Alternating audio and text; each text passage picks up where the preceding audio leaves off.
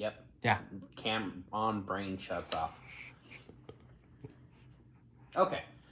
I feel like every time I make a video that I'm making some excuse for why I haven't made a whole lot of stuff for my channel, but one of the issues has been that our server, right before we moved, decided to blow a power supply out, and in the process, damage its motherboard. So even after we swapped out the power supply and took some hard drives out for it to be a low enough draw to support this power supply, the motherboard was unreliable. And so for a long time, we've really needed to upgrade from this gaming computer case that we started with. And at one point, we had almost all 10 of these drives in it. So, finally, since we have some rack mount equipment for our Eurorack audio stuff, finally bought a 4U server case. So, we're going to open it up and hope that shipping hasn't destroyed it, because shipping stuff to Alaska is a dice roll. Near Christmas. Especially near Christmas. And then, of course, we've had a snowstorm and we live at the top of a hill, so I had to, on my lunch break without my truck, walk down to the shipping place, grab this, and carry it back to work on my head. It was a very special moment.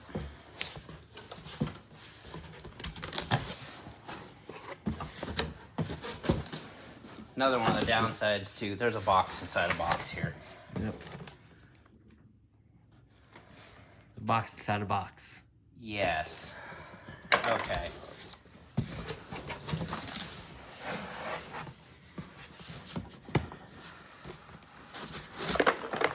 This looks like a keyboard box. Ow, that's sharp.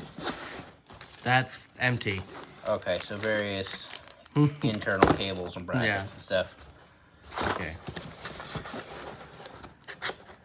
Yeah, if you live in the mainland lower 48 states, you might take buying something like this for granted, but getting something this large shipped to Alaska is expensive, to say the least.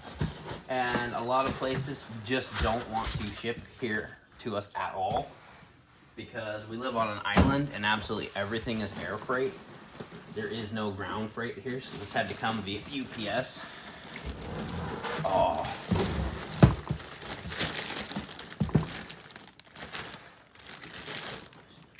Nothing under it? Okay. Goodbye, box.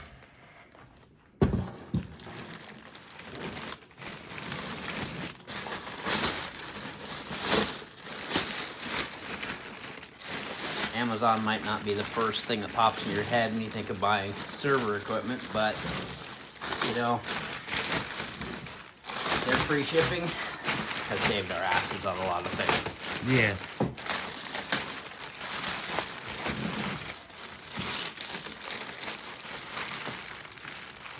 Ah, very nice.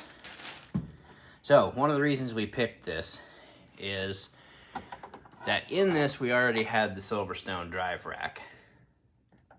And this case comes with one in it and has enough space over here that we could take out these filler plates and drop that in, have all 10 primary bays up front. So,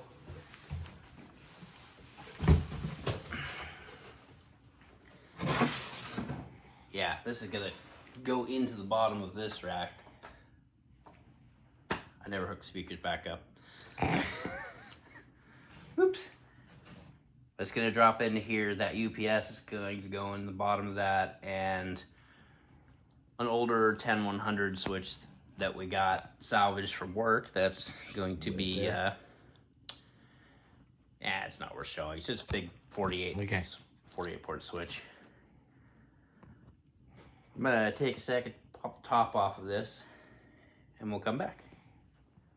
Okay. So if you're familiar with networking equipment, this isn't going to be very interesting, but so the way this case is laid out really isn't that much different than a normal gaming case you would have, except you have no backplane to run your wires under. Yeah. Bottom of the chassis is solid, so wire routing is a little bit more important. So there's a single laptop sized drive mount underneath here that you would put either your OS on or as a cache drive.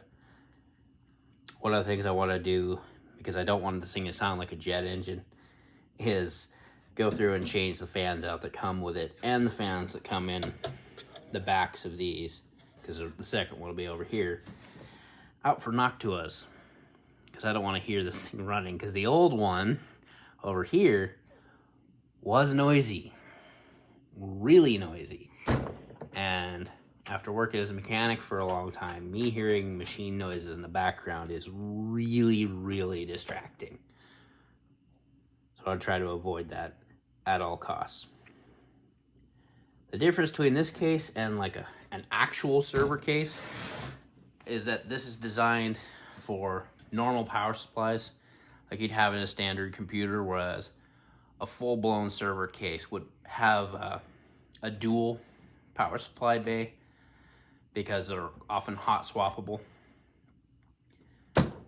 and that it has enough height to put video cards and normal full-size cards in it, whereas a lot of servers are half this height. But this is a lot more flexible as you put consumer, prosumer hardware in it. Yeah. Not specialized server hardware.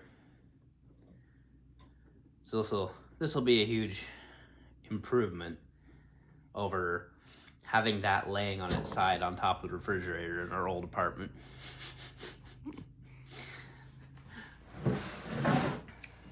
I've wanted to run everything rack mount for a long time, and I'm really considering if I can get this quiet enough to have it out in our living area, that I may get some more cases, and not just storage cases like this, but get more cases and put my personal desktop computer in there as well.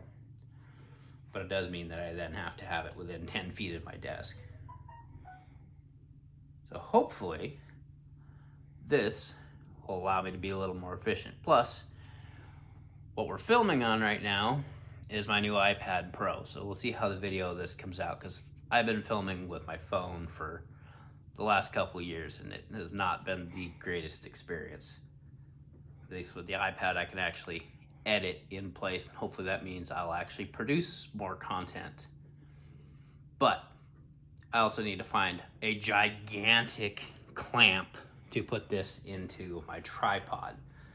So that's one hitch. Either that, or I gotta get Cyberfinic here to just follow me around every time I do a project. He's not gonna be thrilled with that. Yeah, it's all right. Don't eat that. Aw. Okay, there we go. Something kind of like that.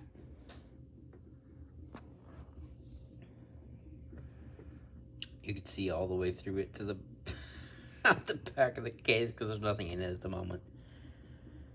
But then taking this UPS unit, I'm making a set of brackets to hang it down in the bottom of this rack. And I think up here, in place of this, we'll have a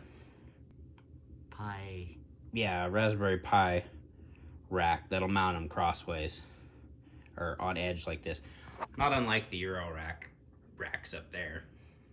Same idea with a bunch of Raspberry Pis. Before anyone freaks out about this being an ancient 10100, yes, we know, but it'll be for home lab purposes, not for this file server or any critical activities. That'll all be on our 1 gig or 2.5 gig stuff.